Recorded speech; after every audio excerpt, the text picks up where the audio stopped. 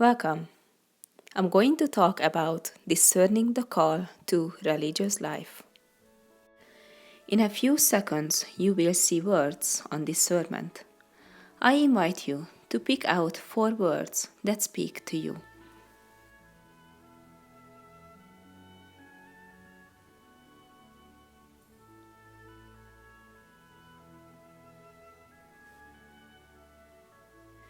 Guess what? These 4 words describe your relationship with discernment. In St. Paul's letter to the Ephesians, Paul makes a very clear statement that we are to live in a manner worthy of the call. By the virtue of baptism, we are called to proclaim Christ by our lives. God is working in us, with us, and through us. What happens if I do nothing about that? Let's take the example of having the desire for chocolate. Let's see what happens if I try to do something else than fulfilling my desire for chocolate. Living in a mindful society. First, I tried some apple crisp.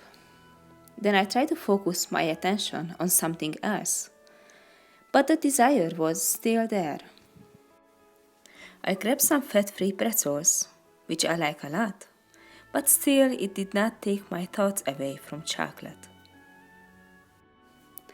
I grabbed some peanuts with protein. They were all good, but they still did not fulfill my desire for chocolate. I could have snacked and gone back and forth, but the desire for chocolate was still there. Chocolate is something that we simply desire.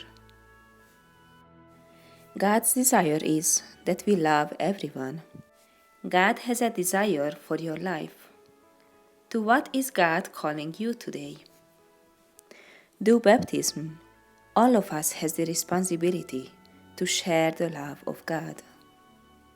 On the day when I realized how much God loved me, I suddenly felt a call to share God's love with others and to give that very same joy to the ones who are most in need. The desire and eagerness was there, but I didn't know how to share God's love. And there were times when I rather just looked for an excuse. Why does it seem difficult to follow God's call? We tend to question, or we come up with excuses. For example, I kept seeing in the church bulletin that they needed someone who would teach liturgy of the word with children. I felt the call, and I was qualified. But I just kept finding excuses, such as, I barely spoke English. But would God ever ask us to do something that we are not able to do? I emailed the parish, and then 2 weeks later, I was facilitating liturgy of the word with children and prepared candidates for confirmation. Days, weeks, and months went by, and I started to feel that God was still calling me to do more. So I asked for help through spiritual direction and internal work. I started to discern. I knew that proclaiming Christ is a call for everyone, and I got the point. But how was I supposed to do that? How would I know if I should serve God as a mother, as a vowed religious, or as a single person? We are invited to discern or sort out for what God is calling us. Whether God is calling us to live alone or to be an associate of an order, or whether to share God's love in a family or even as part of family, behalf of a religious order as an associate. Sisters and brothers live an active way of discipleship, where God's love is poured out in service to others.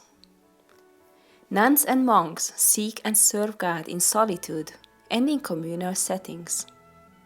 God invites us to be open and give a chance. Once you feel being called, it is worth to be mindful to it. Bring it into prayer. Give it a try and see where it takes you. It was time for me too to give a chance. With spiritual direction and vocationnetwork.org, there were lots of options.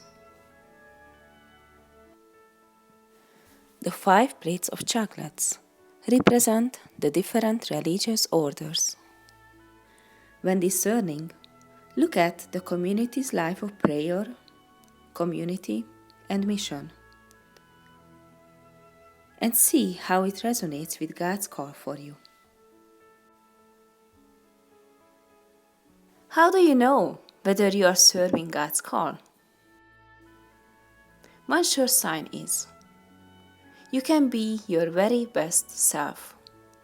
You feel at peace, joyful, and energized. I started to discern God's call with the help of Sister Kathy, who is a sister of Dominican Sisters of Peace. I was invited to come and see weekends, discernment group gatherings, prayer gatherings, and personal journey. One sure sign for me was that the next time we sang the summons song, that I no longer was sad, but I sang with joy. If you haven't answered the call yet, I invite you to give it a try.